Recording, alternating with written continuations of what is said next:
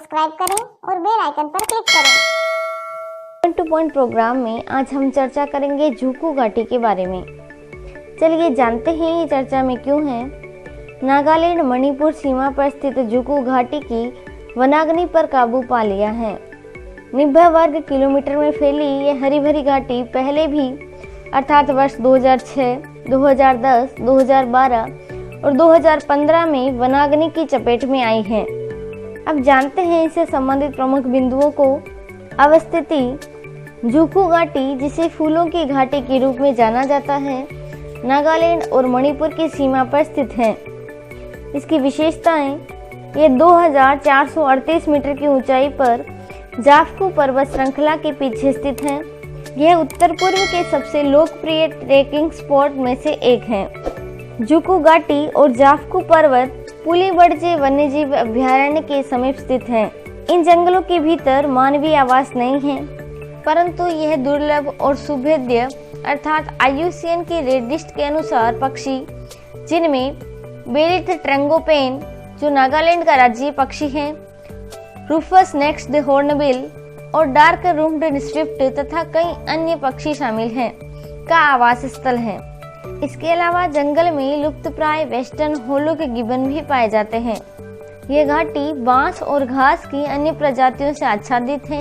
घाटी में जुकू लिली अर्थात लिलियम चित्रांगदा सहित फूलों की कई स्थानीय प्रजातियां पाई जाती हैं। इस घाटी को लेकर स्थानीय जनजातियों और मणिपुर और नागालैंड की राज्य सरकारों के बीच संघर्ष की स्थिति रहती है। यहाँ अंगामी जनजाति के लोगों का निवास है। अब जानते हैं वनाग्नि के बारे में विवरण। वनाग्नि को बुश फायर भी कहा जाता है। इसे किसी भी प्राकृतिक व्यवस्था जैसे जंगल, घास के मैदान, टुंड्रा आदि में पौधों के जलने, अनियंत्रित और गैर निर्धारित दहन द्वारा के रूप में वर्णित किया जा सकता है। यह प्राकृतिक ईंधन का उपयोग करते हुए पर्यावरणीय स्थितियों, हवा, स्थलाकृति के आधार पर फैलती है। वनाग्नि के कारण वनाग्नि की अधिकांश घटनाएं मानव निर्मित होती हैं। मानव निर्मित कारकों में कृषि हेतु नए खेत तैयार करने के लिए वन क्षेत्र की सफाई, वन क्षेत्र के निकट जलती हुई सिगरेट या कोई अन्य ज्वलनशील वस्तु छोड़ देना आदि शामिल है। उत्तर पूर्व में वनाग्नि के प्रमुख कारणों में से एक स्लैश एंड बर्न खेती विधि शामिल है, जिसे आमतौर पर झूम खेती कहा जाता है। वनाग्नि की घटना प्राय जनवरी और मार्च महीने के मध्य देखी जाती है। उत्तर पूर्व में उष्णकटिबंधीय सदाबहार वन पाए जाते हैं, जो मध्य भारत में स्थित शुष्क पर्णपाती वनों के विपरीत आसानी से आग नहीं पकड़ते हैं। अब जानते हैं इसके प्रभाव को।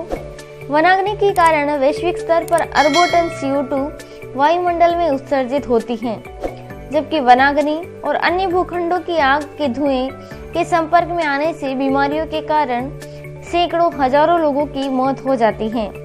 अब जानते हैं सुरक्षात्मक उपायों को। वनाग्नि पर राष्ट्रीय कार्य योजना 2018 और वनाग्नि निवारण और प्रबंधन योजना। अच्छी क्लासेस के लेटेस्ट अपडेट के लिए चैनल को सब्सक्राइब करें और बेल आइकन पर क्लिक करें। धन्यवाद।